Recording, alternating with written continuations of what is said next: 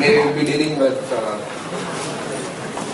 some parts of the design appreciation lab, because we found that most of the classes are lagging in the lab exercise, and it takes a lot of time to learn the basic concepts of each and every experiment, right? So after today's class, you can directly go to your experiment and start doing your experiment in the design appreciation lab, right?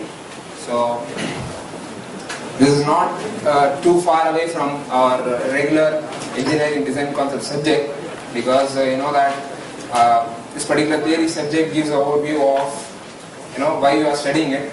There in the lab you are going to physically see what the designers have implemented traditionally, right? So this is not, the subject and the practical ones are not too far, right? So today we will be going one by one with regard to the experiments that you will be, most of you have done it before, but still for those who have not done it, you can learn the basics now, right? And we'll start with the basic one. So the standard components in any mechanical engineering design, you will be finding the standard components, namely the bearings, the springs, and then you have the shim sleeves, and then you have gaskets, O-rings, and then the fasteners, right? So in any case, in any mechanical systems which has some rotating components, you will find a bearing, right? So already you have seen about bearings in the theory class. That is, it is used for reducing the friction between the moving parts, namely the rotating parts, right? So the springs are the ones which is going to store the energy, and it put some kind of force exerting on some of the moving components of the mechanical elements, right? And the shims and the sleeves, they help in packing the material between the gaps in the components, right? And they have the gaskets and the O-rings. You can see that most of the mechanical components, they deal with oils and the fluids, right? So the mechanical component cannot give a fixed or a perfect sealing for the fluids that is passing inside, right? So for that only we are going to use a gasket and O-ring, right? So gasket will provide a perfect seal for any fluid that is inside a mechanical component, right? So the similar component is, similar function is provided by the O-rings, right? Next one is the fasteners and the washers. Fasteners are the most important, element of any mechanical system, right? So the nuts and bolts, the rivets, all these things are the fasteners. Okay, and the washers are nothing but they just spread the force that is acted on by any fastener, right? So if you take any bolt or a nut, most probably you will see that it will be accompanied by a washer, right? So the washer helps in dissipating the force that is acting on a single point, right? Without the washer, what happens is you can see some immediate failure in the surroundings of a fastener, right? So these are all the basic components, right? And this is just an overview of what are the basic components that is available. So we have a video on bearings, which tells something basic about the bearings. What we're going to do is assemble a SAF housing onto a shaft. First thing you want to do is make sure that dimensionally your shaft is straight. There's no burrs on it. Take an emery cloth, clean it up so that assembly is easy. First piece that is assembled is the seal ring on one end. We have 4 different seal rings here. We have the LER ring, which we'll use on one end.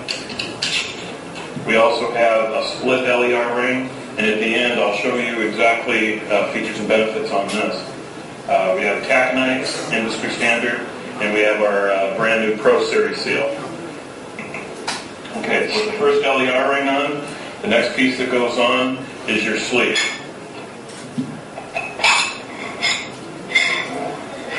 After the sleeve is assembled, you'll take your bearing, and we've already gotten the dimensions on it. It's a 22-220, which is a 100 millimeter bore, and on your list of every major bearing manufacturer has a list of reducing the internal clearances on the bearings to make sure they run at the right temperature and right lubrication. This being a 100 millimeter bore, it needs to be reduced 0.0015. We measured the bearing out at 5 thousandths, 0.005, so you deduct that, you come out with 0.0035 is what we want to get to when you reduce the internal clearance on the bearing. Put the bearing up next to the sleeve. Put your lock washer on. There's a groove for the lock washer. Put your nut on. And this is when you want to find out exactly where the bearing needs to be centered in the housing itself.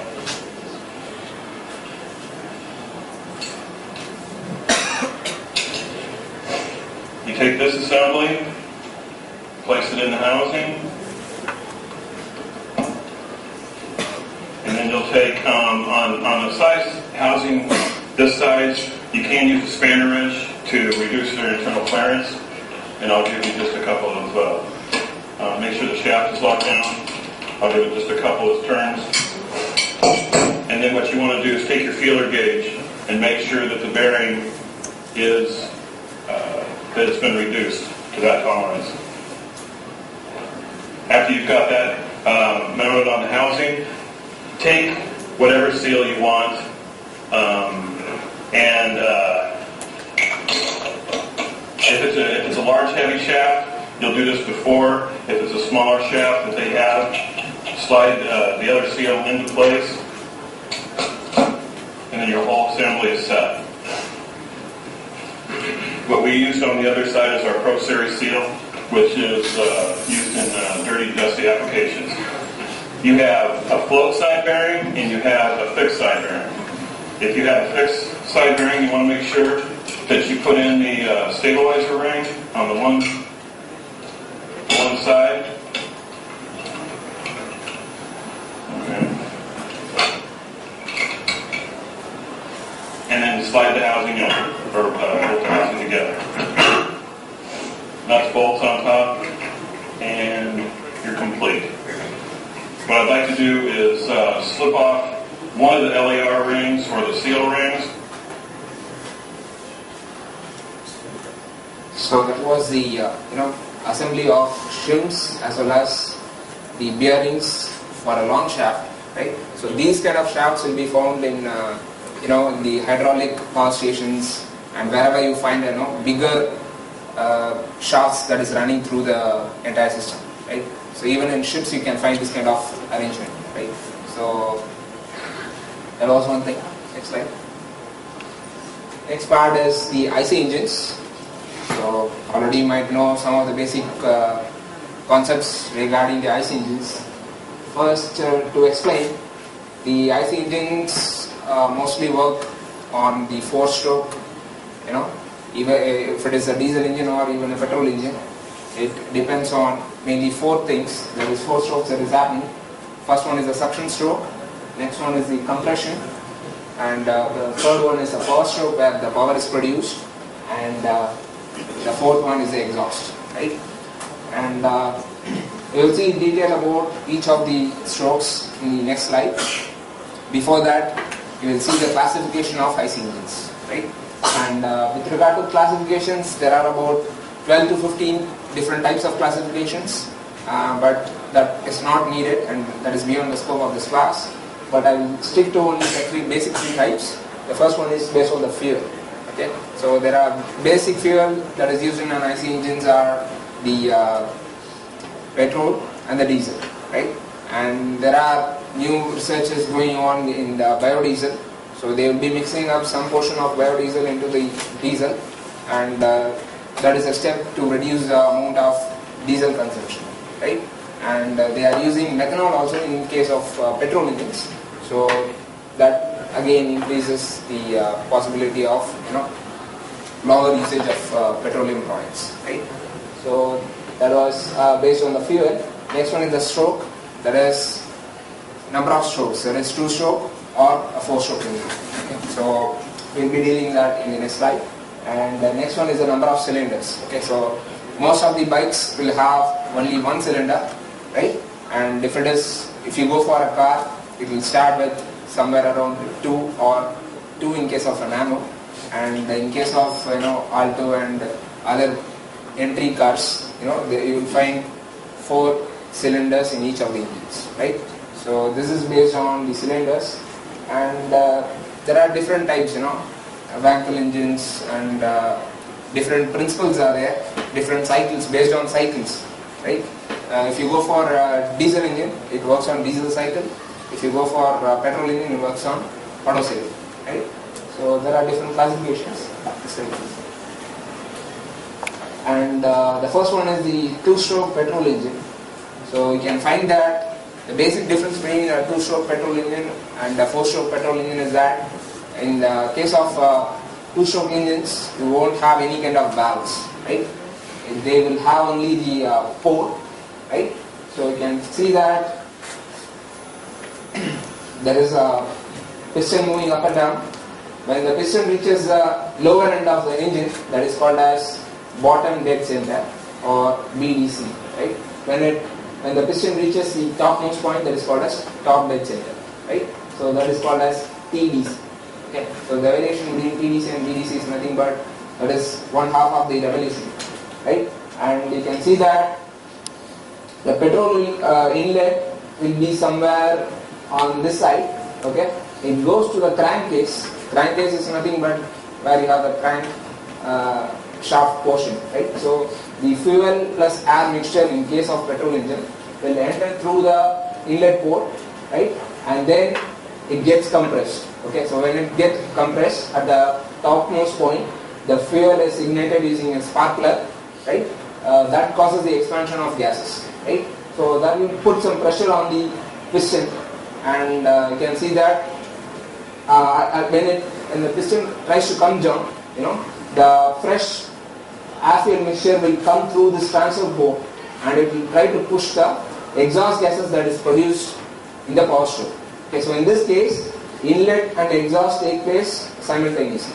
Okay, so the main 4 strokes, that is the suction, compression, power, and exhaust, that is split into 2 parts, and 2 things happen from TDC to BDC, and 2 things happen when the piston moves from bottom dead center to top dead center, right? So this is a basic variation, and we have a video on the working of 2-stroke petrol engines. So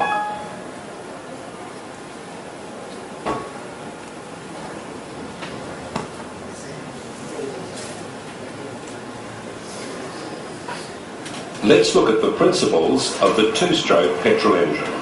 The 2-stroke petrol engine is different from the 4-stroke petrol engine in its events common to the piston. Compression, forcing the mixture into a small volume.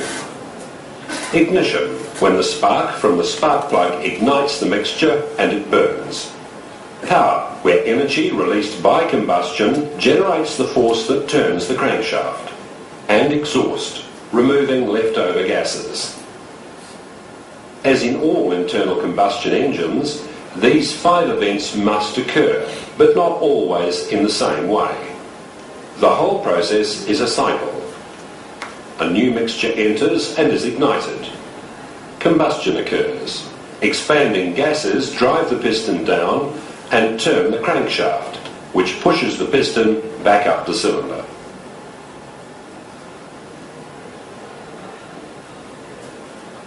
So the process of the inlet fresh charge, the air fuel mixture charge that is coming and pushing the exhaust gases, right? That process is called as scavenging. Okay?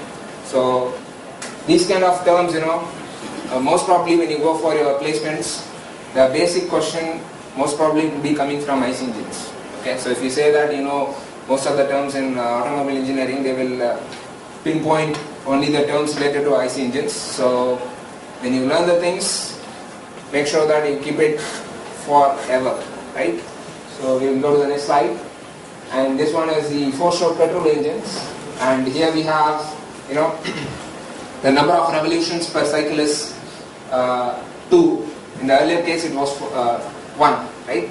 So the 2 revolutions is divided into 4 equal parts, and the first one is the circuit where the air fuel mixture comes into the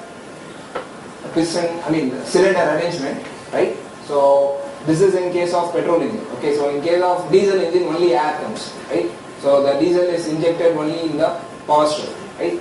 So in the next phase, the air fuel mixture is compressed, and because of which there is a high pressure and temperature is built up inside the cylinder arrangement, right? So in the next case, we have the spark plug which ignites the air fuel mixture which is at a high pressure. Okay, so this causes expansion of air fuel mixture, and it exerts some force on the piston, so that causes a rotation, right? And in the 4th stroke is nothing but the exhaust stroke, so the spent out air fuel mixture, that is the exhaust gases, are let out. Okay, so this continues again with the first one, that is the suction stroke, and this happens in a cycle, right? So we have a video on that too.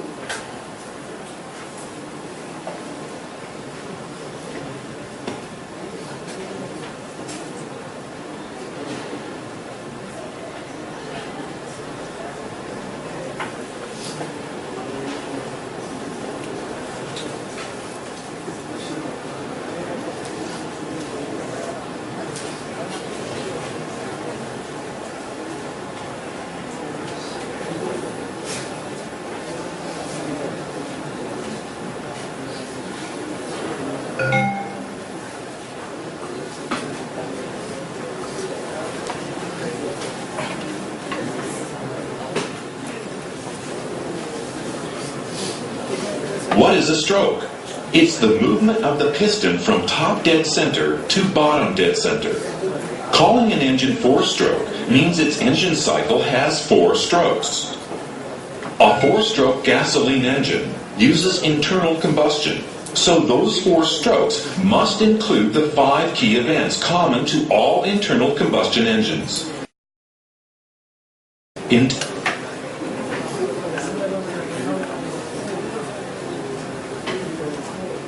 compression, ignition, power, and exhaust. Let's look at a simplified model. The intake stroke starts with the exhaust valve closed, the inlet valve opening, and the piston at its highest point, top dead center. It starts to move down, increasing the volume above the top of the piston. This makes pressure inside the cylinder lower than pressure outside. This higher outside air pressure forces air-fuel mixture into the cylinder. The piston reaches bottom dead center, the inlet valve closes, and the intake stroke ends. Both valves stay closed as the piston leaves bottom dead center. The piston moves up, squeezing the air-fuel mixture into a smaller and smaller volume, which compresses it. That makes its temperature rise, and that makes combustion easier. Just before the piston reaches top dead center, the next key event occurs: ignition. Burning expanding gas generates the force to push down the piston. This is the power stroke that drives the engine. The piston now moves from bottom dead center to top dead center. The exhaust valve opens and the piston pushes out the leftover gases. Let's look at the cycle operating. Intake takes in air-fuel mixture. Compression squeezes the air-fuel mixture into a smaller and smaller volume. Ignition. The mixture under pressure is burned. Power. Burning expanding gases push the piston down, creating a power stroke that turns the crankshaft. Exhaust. The piston moves upward, forcing burned gases from the chamber. All 5 events occur in this order in each of the engine cylinders. In this video, they have split the power stroke into ignition and power stroke. Okay, so the ignition and power are one and the same, and this is only for petrol engine. Okay, so the diesel engine differs entirely. It's entirely different. That is, only the air comes in, and only the air is compressed to higher temperature, and at that point of time, the fuel is injected, because of which, because of the higher temperature, the fuel is ignited. Okay, so the change in the spark plug and the injectors inside the diesel engine is because of the property of the fuel. Okay, so that is the main reason why we are not having a spark plug inside a diesel engine, right?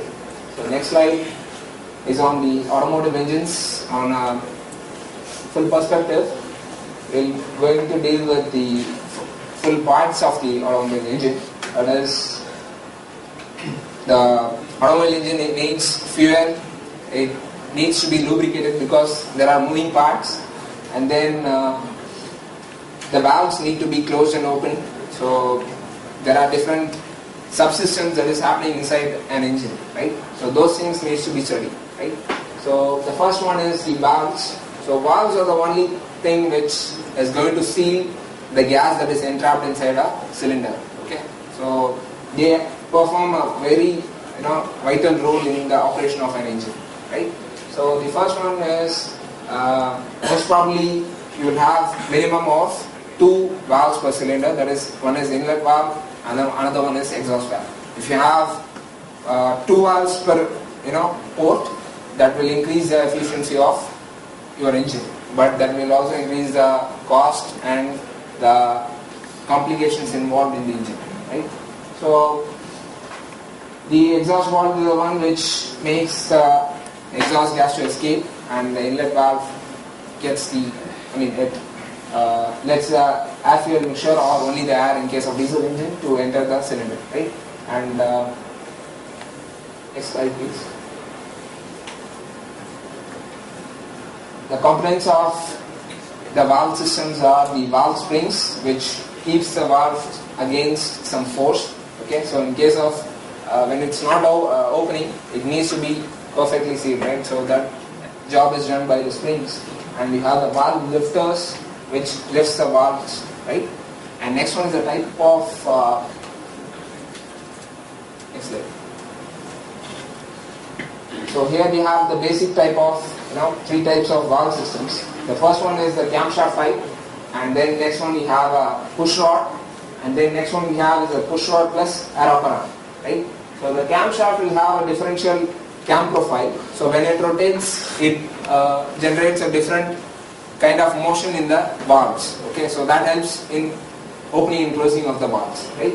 The push rod, again, it has some cam arrangement, but the complications involved in case of camshaft is reduced in this case. Okay, so based on the area or the volume that is available in the engine, right? So these kind of valve mechanisms will vary, right? So for different places you need to acquire different type of design, right? Next slide please. The first one is the camshaft. A camshaft will have a series of cam profiles, or it is called as cam lobes, that helps in have a differential variation in the movement of the valves, right? Next one.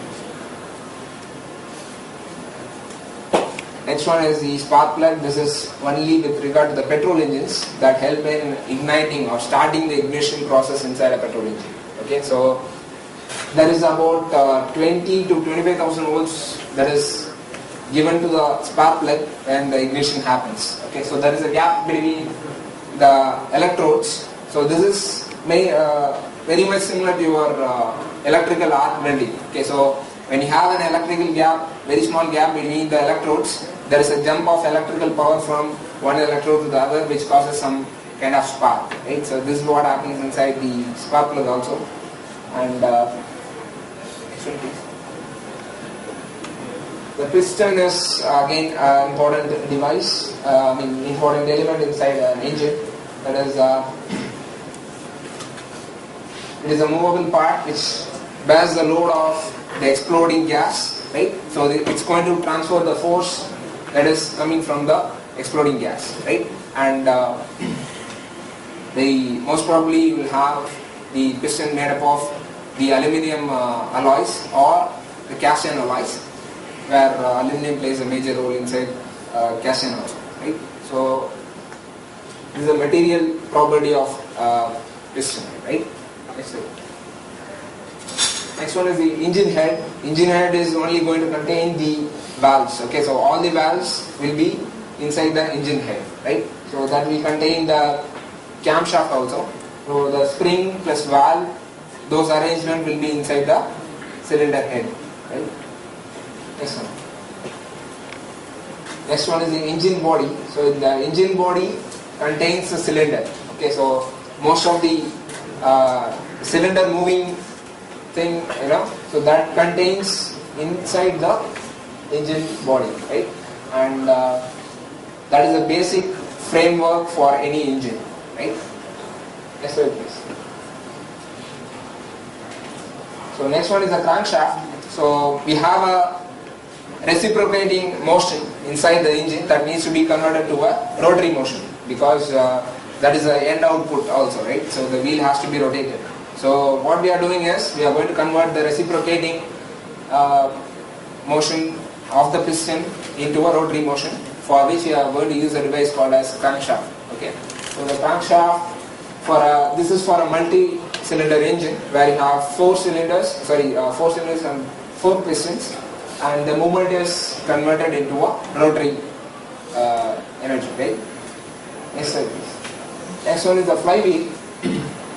So we have seen that there are 4 strokes inside an IC engine, and the power is produced only in the 3rd stroke, that is the power stroke, and the remaining stroke, it is called as idle stroke, and the piston has to be reciprocated for the remaining cycles also, for which the energy produced in the power stroke is stored in the flywheel and it is provided in the remaining stroke. Okay, so they store the energy and release it whenever required. Okay, so it's a kind of capacitor in case of electrical terms, right? So this plays a major role.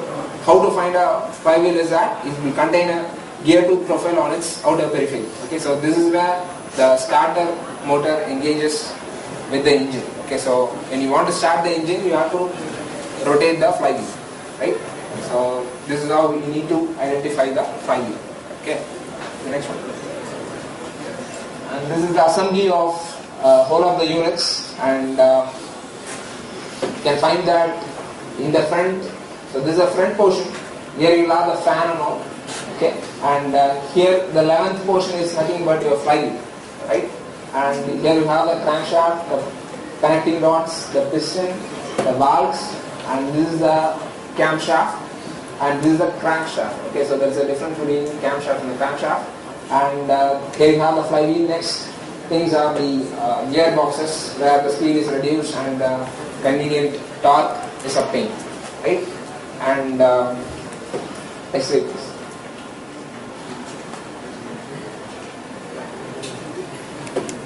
You have a video on the entire operation of an engine.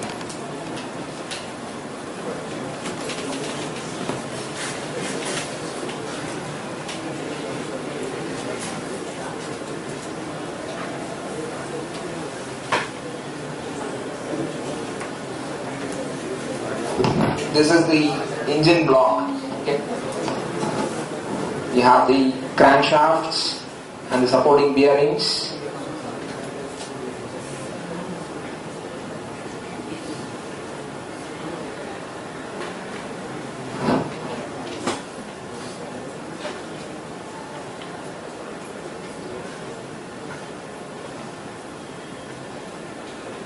These are all the connecting rods that needs to be connected with the piston.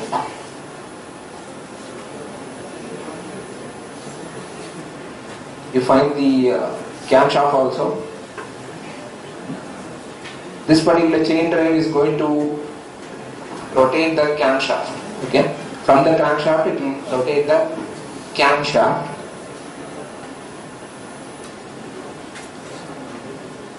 Those rods protruding from the engine are nothing but the rocker arms, which is going to rotate the actuate the valves. The blue color ones are the rocker arms, and the brown color cylinders are the valves, which is supported by springs.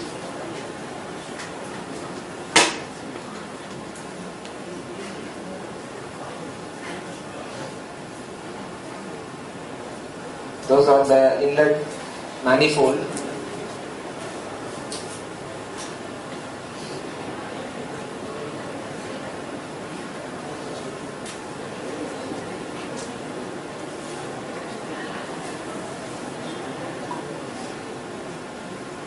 They are the throttle valves.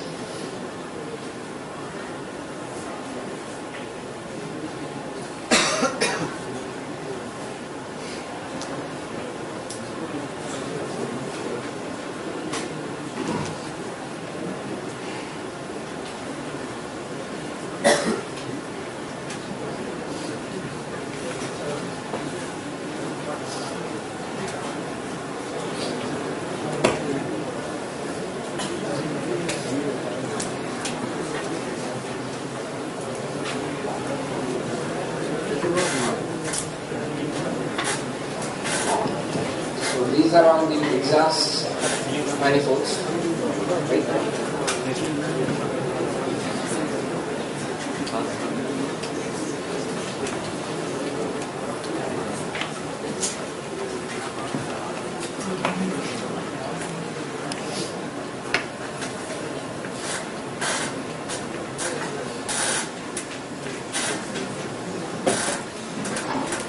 Next one is the fuel feed system. And here we will see how the fuel from the tank is given to the fuel system, the engine, right? So the first part is a low pressure pump which sucks the fuel from the fuel tank and it generates very high pressure in case of diesel engine, and in case of a carbureted type engine, it is generally given at a low pressure to the carburetor, right? And the next important part in the fuel feed system is the carburetor. So this is a type of device which mixes the air with the fuel, right? So you need to mix the right proportion of air with the fuel. Next slide.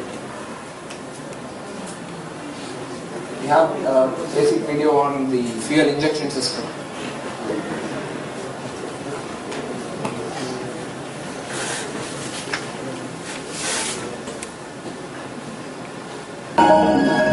Electric valves make possible fine electronic control over the fuel injection time, quantity, and the higher pressure that the common rail technology makes available, providing better fuel atomization. In order to lower engine noise, the engine's electronic control unit can inject a small amount of diesel just before the main injection event. This is called pilot injection, thus reducing vibration as well as optimizing injection timing and quantity for variations in fuel quality and cold starting. Some advanced common rail fuel systems perform as many as 10 injections per stroke. Common rail engines require very short or no heating up time at all. They produce lower engine noise and emissions than older systems. Older diesel engine systems were limited by several factors. They were cam-driven and injection pressure was proportional to engine speed. This typically meant that the highest injection pressure could only be achieved at the highest engine speed, and the maximum achievable injection pressure decreased as engine speed decreased. The injection pressure is tied to the instantaneous pressure of a single injection event, making these systems more troublesome. They were limited in the number and timing of injection events that could be commanded during a single combustion event. For the typical distributor and lean system, the start of injection occurred at a predetermined pressure. The basic component is the fuel tank, a high pressure pump, and then you have a common rail. So we have a high pressure maintained in the common rail. Okay, from the common rail, you will have different pipelines coming to each of the cylinders. Okay, so if you have 4 cylinders, you will have 4 pipes coming out, and this is the fuel injector where the high pressure fuel is injected. Okay, so if you just notice a point that after the compression, you have very high pressure inside the engine cylinder block, right? So if you just simply give the fuel will come in the reverse direction because of high pressure. So you need to overcome the pressure that is available inside the cylinder. So you need to pump in very high pressure fuel into the cylinder. Okay, so you know this slide.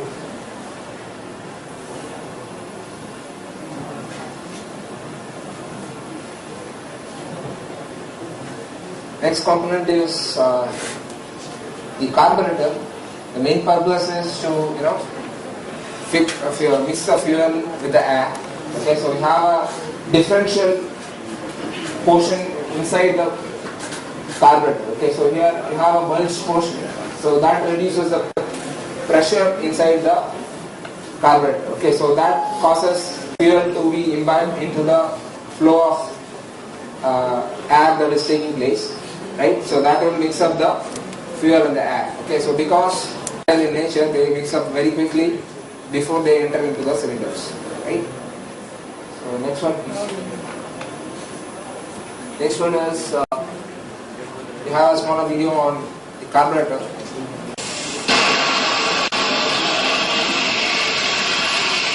The carburetor. It meters and delivers fuel to the engine under all conditions. How does it function? It is made to function by air, drawn through the air intake by the engine. The speed at which the air moves through the carburetor is determined by the speed of the engine. This model demonstrates the principles involved. It consists of a tube, at the center of which is a restriction called a venturi. Air is drawn through the model in the same way that an engine draws air through a carburetor. If smoke is introduced into the model, the movement of the air may be seen. The liquid is drawn up into the main airstream and broken into tiny droplets. This is what happens in a carburetor. In a simple single-jet carburetor, there would be a venturi, a throttle, a jet, and a float chamber, which contains the petrol. The flow of air through the venturi causes a pressure drop, which pulls petrol from the float chamber through the jet into the airstream. The flow of fuel is controlled by the difference between pressure at the nozzle of the jet and the atmospheric pressure in the float chamber. The size of the pressure drop governs the operation of the engine, which responds to the position of the throttle.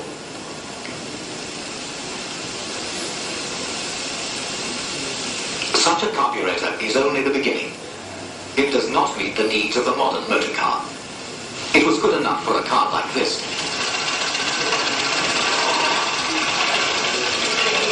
But it wouldn't begin to work in one like this.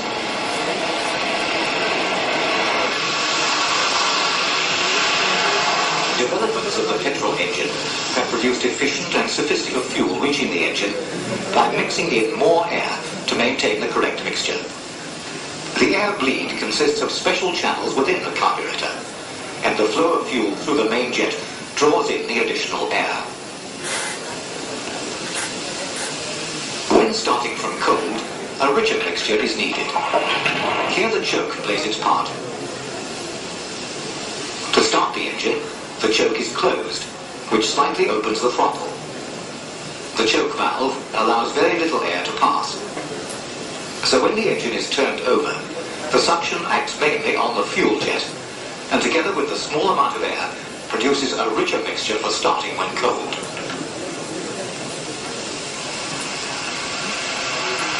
At normal idling speed, the airflow is not strong enough to pull sufficient fuel into the venturi to keep the engine running. To do this, a small amount of petrol is injected into the side of the throttle nearest the engine. This is the idling jet. Petrol is delivered from the float chamber, air is drawn from the upper part of the venturi, and sufficient mixture is provided for the engine to idle.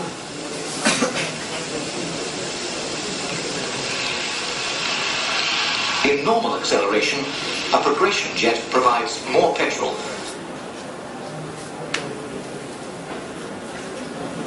In most of the modern cars, you won't find a carburetor. Okay, so even in about 5 or 6 years, you may not find a carburetor in the bikes also, right? So the reason is the emissions that is coming out from the petrol engines and the diesel engines, right? So because of which we need to have a fuel injector for precise intake of or injection of the petrol, right? So because of which the manufacturers have discarded the use of the carburetor inside the petrol engines, right? And next one is the gearbox of a two-wheeler. A two-wheeler's gearbox is nothing but it's a sequential type of gearbox. Okay, so you don't need to, like in case of car, you need not pull out any levers. Only thing is you need to press a lever in a single direction for forward speed, and for the reverse speed you need to press the lever on the other side, right? So they have a kind of a cam profile. Okay, so if you just press it, you'll have a different type of engagement in the gears, right? So this is what happens. It will be more visual when you go to the lab and explain to yourself and see what is happening. So we'll have a brief video on that.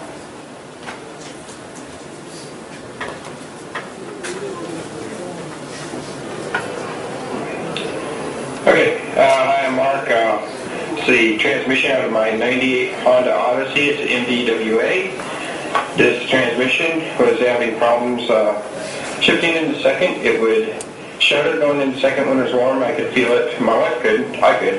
And when it was cold, like the first couple shifts, it would release first and then slam second. So you'd get the engine would rev up and then slam into second like it had a shift kit or something, which wasn't any good. So decided, better tear it apart and find out what's wrong.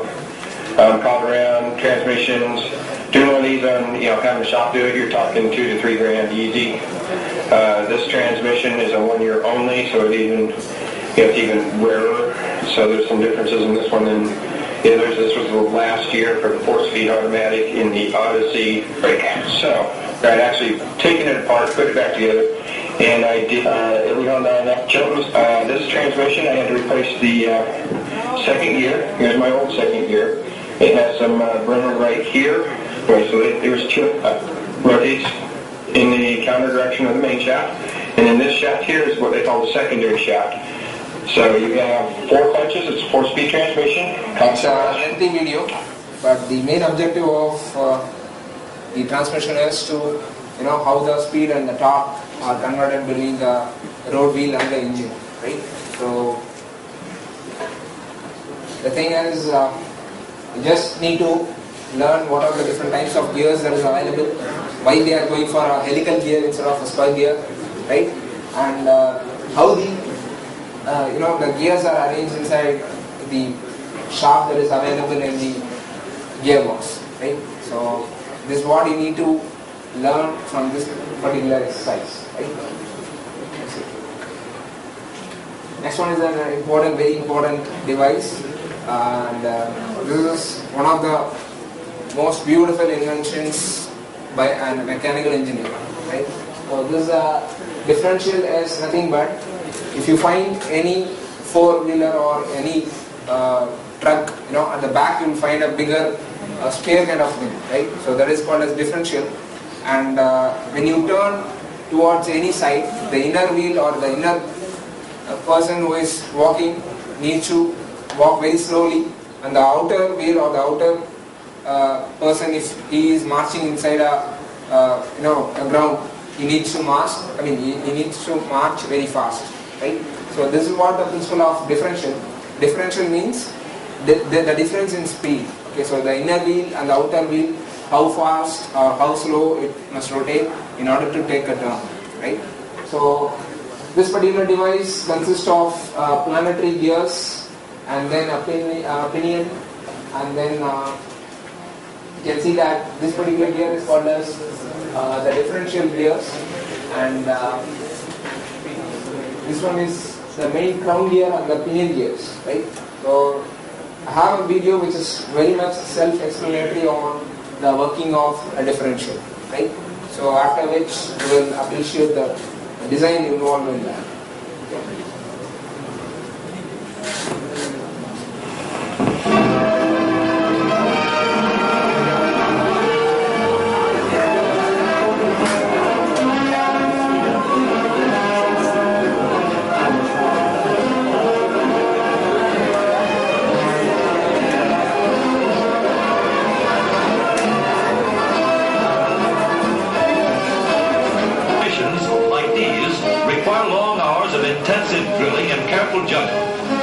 When the troop goes around the corner, the riders on the outside of the turn have to adjust their speed to keep even with the riders on the inside.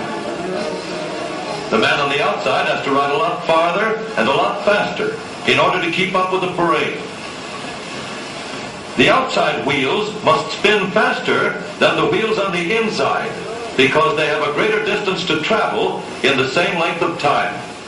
When a wagon turns a corner, the wheels can travel at different speeds because each one can turn freely on the axles. And in the early automobiles, the rear wheels turned separately and only one wheel was connected to the engine. But when only one wheel was driven by the engine, it had to do all the work, and it couldn't get a good enough grip on the road to do its job properly. So the one-wheel drive was soon out of date. But if two wheels are locked on an axle so that they are not free to turn separately, one or the other has to slide. So engineers had to find a way to connect both rear wheels to the engine without sliding and slipping on turns. The device which makes this possible is a part of the rear axle. It is called the differential because it can drive the rear wheels at different speeds. The differential looks complicated, but once we understand its principle, it is amazingly simple. These two wheels are mounted on separate axles and supported by a frame, so that they can revolve freely at different speeds. Let's fasten a spoke on the inner end of each axle, so that by turning the spokes, we can turn each wheel separately. With a bar or crosspiece, we can turn both wheels in the same direction at the same rate of speed. Let's get something to hold this bar in place so that it will press against the spokes. Notice that this support is not locked to the axle. It turns freely. Now, we can spin the wheels by rotating the support. This is fine, as long as both wheels are able to turn at the same speed. But let's see what happens when we go around the corner. With this arrangement, we cannot drive one wheel faster than the other. And if we stop one wheel, the other wheel won't budge. Let's put this bar on a pivot so that it can swing in either direction.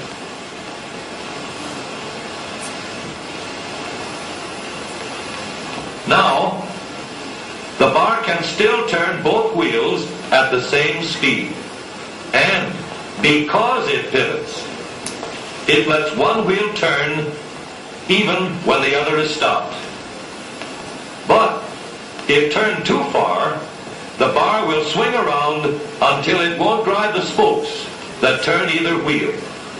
We need another crossbar and more spokes to carry on the job. When we stop one wheel, the crossbars will continue to push the spokes of the freewheel around. As long as both wheels are free to turn, the bars do not swing on their pivot, and the wheels move at the same speed.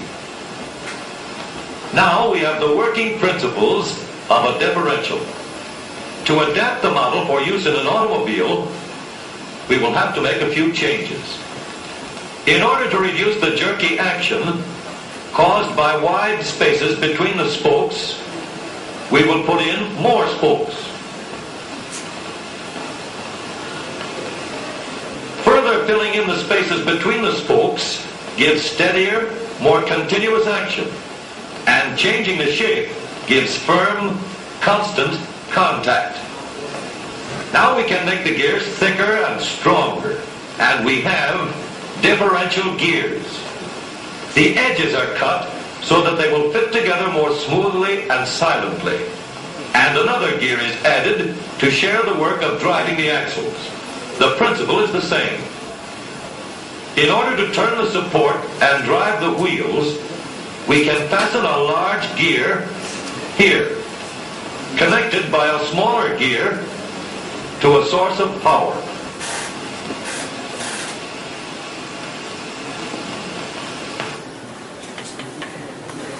So this is the input from the gearbox, right? So the input power is given through this shaft and shaft between the main differential, right? And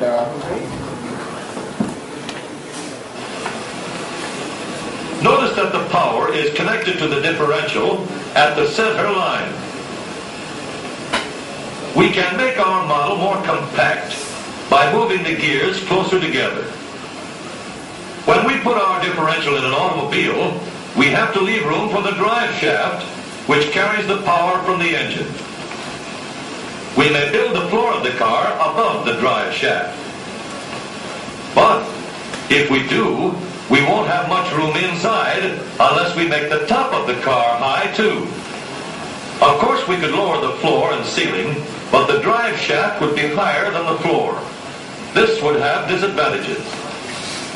A shaft that is enough for the differential, and these explanations are very much important because there are more experiments left out in the design appreciation lab, and we have very less number of classes left. In the forthcoming classes, you need to do 2 exercises in each of the class. Okay, so there won't be any explanations given on each of the experiments, right? So you have to come to the lab and immediately start doing the exercise, right? So we'll go to the next slide. Next one is the front axle and the steering system. In case of steering system, the main objective is to convert the rotary energy of the steering column, and that has to be converted to a translatory motion inside the, translatory motion for the wheels, right? So we have 2 things. One is the rack and pinion, and another one is the worm and the sector. Okay, so here we can find that we have a steering column which is given to a pinion gear, which is number 3. Okay, and you have another element called as 4, which is nothing but a rack, right? And when you move the pinion 3, the rack will be moving towards the left and right.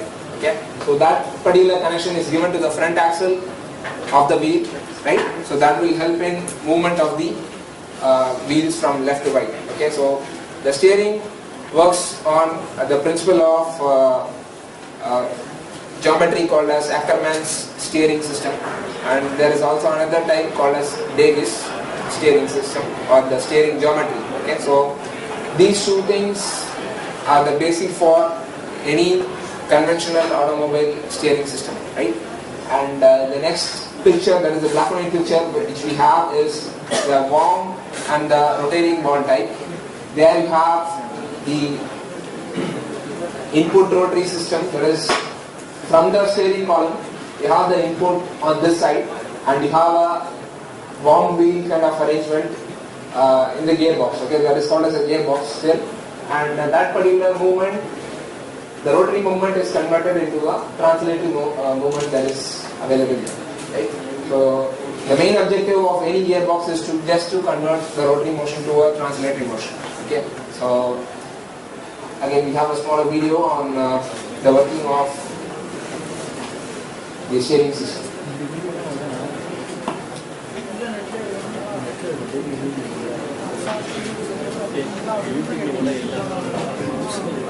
The rotary valve in a neutral position by the torsion bar.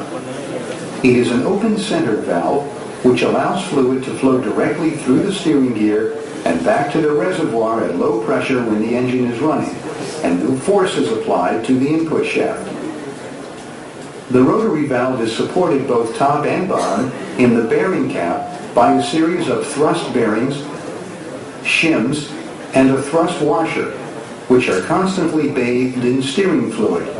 The input shaft high pressure seal and salt seal are located in the bearing cap cover. A face seal dust boot is installed over the input shaft as extra protection for the seals.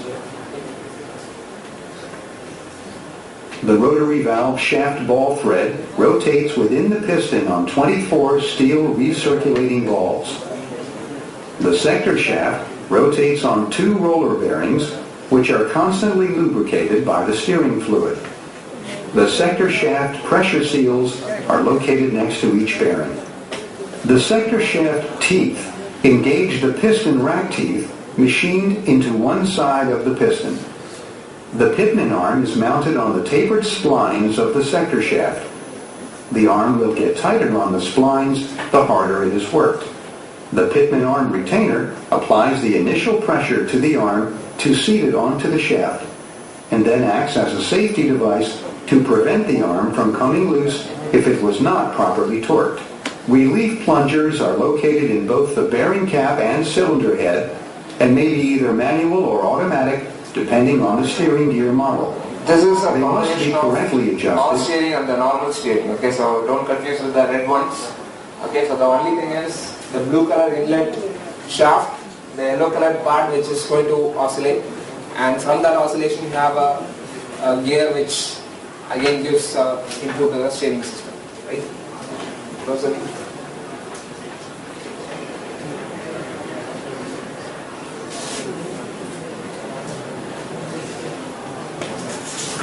Next components are the compressors. So compressors are the one which is going to increase the fluid pressure, namely the air, or most probably in some cases you have the fluids. Right?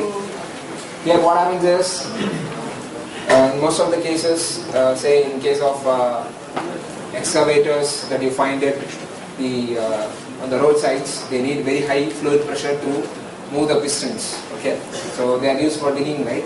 So those cases you need very high pressure. Even in case of pneumatic drills are there. Okay, so very high pressure air is used for drilling the components, right? So the types of compressors are, the first one is the positive displacement type, and under which you have reciprocating and rotary type, and next one is the dynamic one which has centrifugal and the axial type. Okay, so these things you will study in detail in the forthcoming classes. In the forthcoming semesters, right? Next slide please. The first one is the reciprocating type compressor. It is similar to our IC engines, right? So you have valves, and instead of giving the input from the fuel, the shaft is driven by some kind of mechanism, say a motor or any other device, right? So that will compress the air and give it out to a storage tank which stores high pressure fluid, right? So that is used for some other applications, right?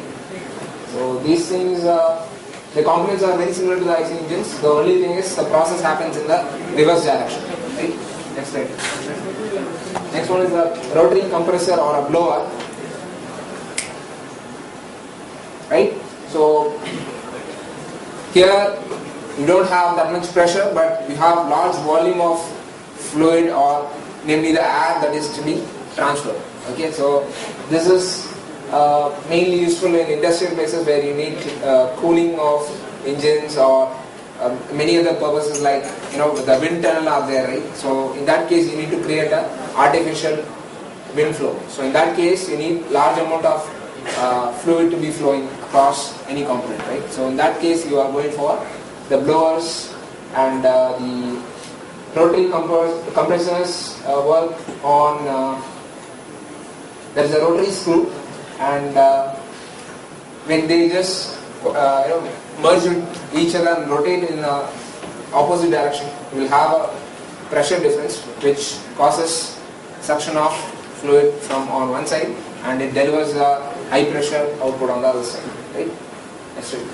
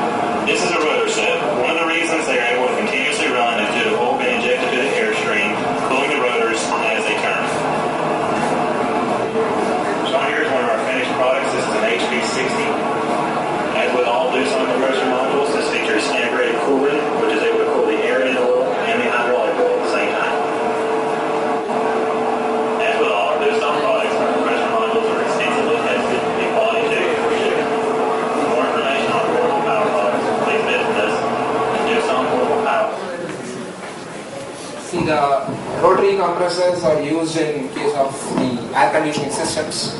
So you have some what you call as the coolant or the compressor element, right? So there you compress the fluid in case of the air conditioning system and the refrigerators, right? In case of reciprocating type of compressors are used for having a very high pressure of air. So if you go for filling the tire tubes in the shops, they use reciprocating type of compressors. Okay. So next we have a video on blowers. Right? Blowers mostly together now. Motors are wired up. I wired it in 240 volt star. Even though it doesn't say it on the nameplate, I believe it can run in 240 star. I've had it running before off the VFD and it worked quite well, but with no load of course. So now it's all together, well apart from the outer housing, the front housing, let's just see what this thing can do. I'm not going to be standing in line with the impeller when I do this. Let's go out here for now. I've got plenty of cable. Just press run. I'm only in 50 Hz mode, I'm not going to overspeed it.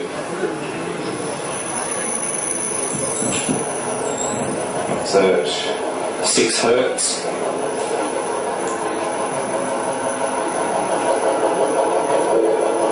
Tiny bit of noise in that bearing. There's a new old stock bearing, so it might have got a little bit of crud in it, but it's a lot better than the old ones, I can tell you that much.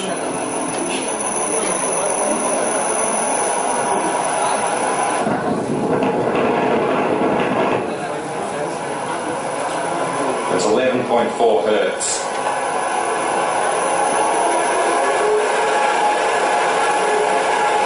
Hertz.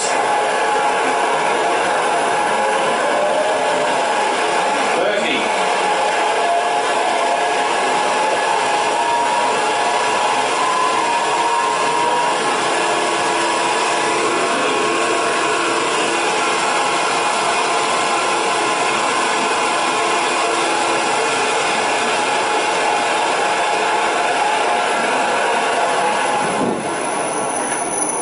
Damn, that's just mental. 50 hertz, that is just insane. Blowers create a very hell lot of noise, right? And the next one is the pump. So the pump, the earlier ones are used only for the gaseous type of fluid. Next one for the fluid type, the liquid type of fluid, you need to go for the pumps. Okay. In the pumps, we have dynamic pumps, under which we have centrifugal and special effect pumps. And the next one is the displacement pumps, which again have rotary and reciprocating gear. Okay, so for high pressure fluid operations, you need to pump the fluid to very high pressure, and then you need to actuate it using some other actuating device. Right? Next slide, please.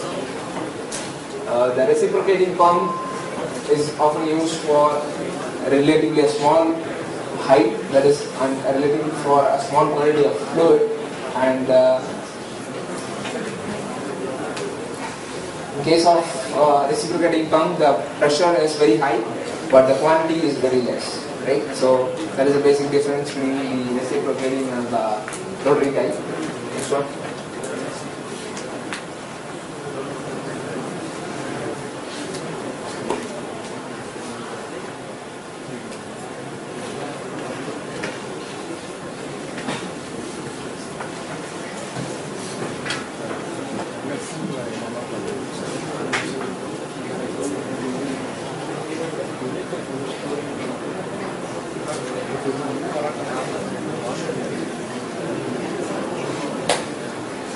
This is a multi-stage reciprocating pump.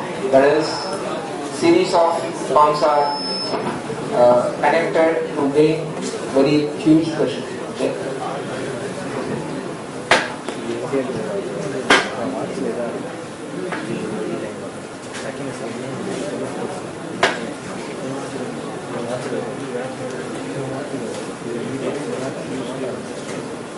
This type of multi-stage compressor is, the pump is what we are having in the lab, right?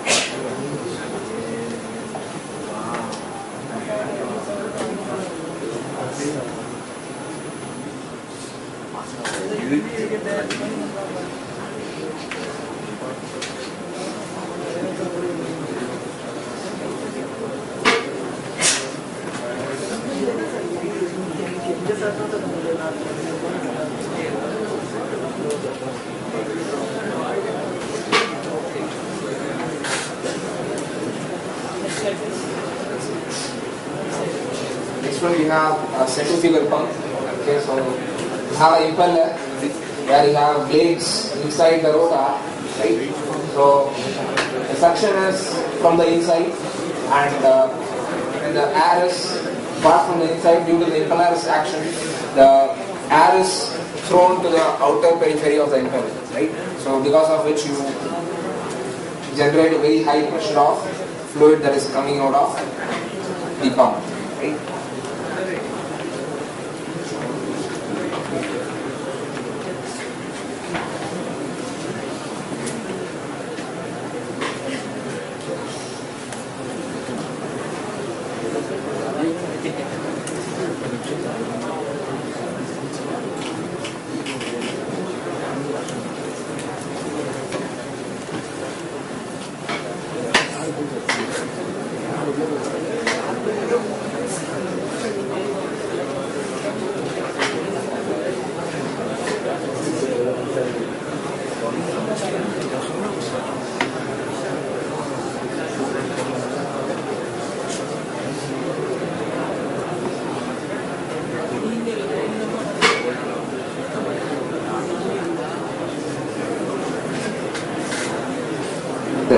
inner pipe is the inlet.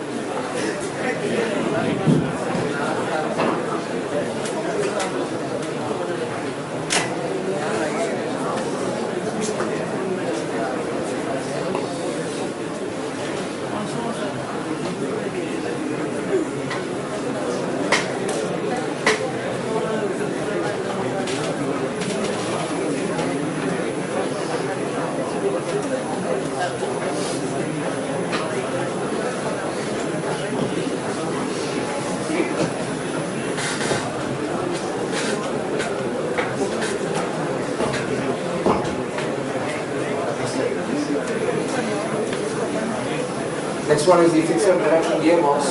So if you want a very high torque out of very high speed rotating shaft, you need to go for the fixed reduction gearbox. Whereas you have a warm wheel, sellers means you have a warm wheel and then you have a gear, out of which you can generate a very high torque output. Okay, so here you cannot change the speed of the gearbox, but still you will be getting a very high torque, right? And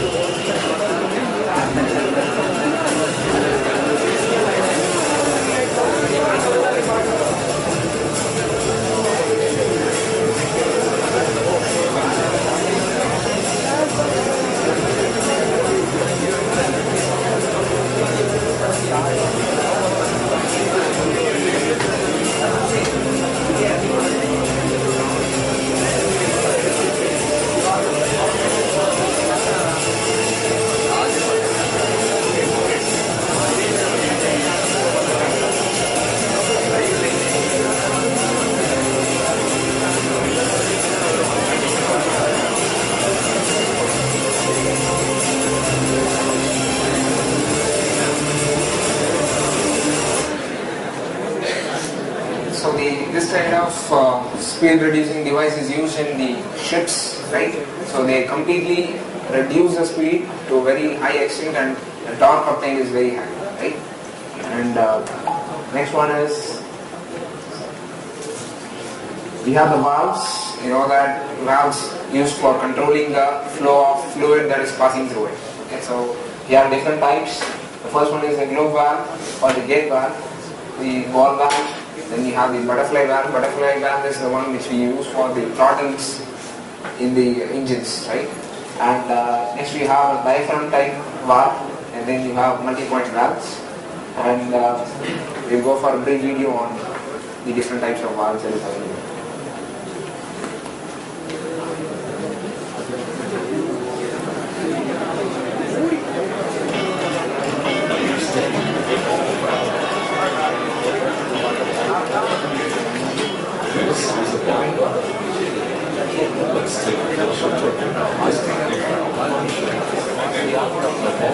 Is used to run it flow across a pipeline. There's an inlet side and there's an outlet side. In the open position, flow is allowed across the pipeline. Closing the valve stops flow. The ball valve consists of many different parts. The main body houses the valve, utilizes and other parts of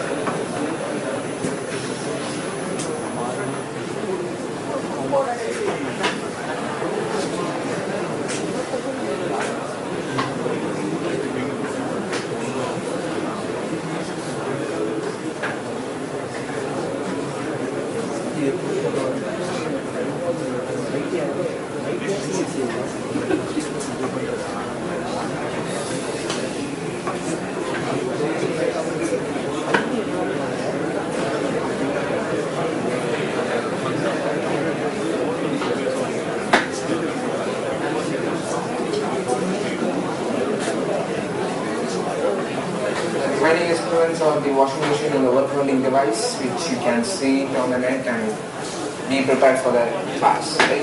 And just for 2 minutes, 2 more minutes, right? So one of the main thing is you've already seen 1.5 hours of movie. This doesn't mean that come and prepare for the lab exercise, right? So next one is you have to do at least 2 exercises in each of the classes. Okay, so we don't have much time for completing exercise.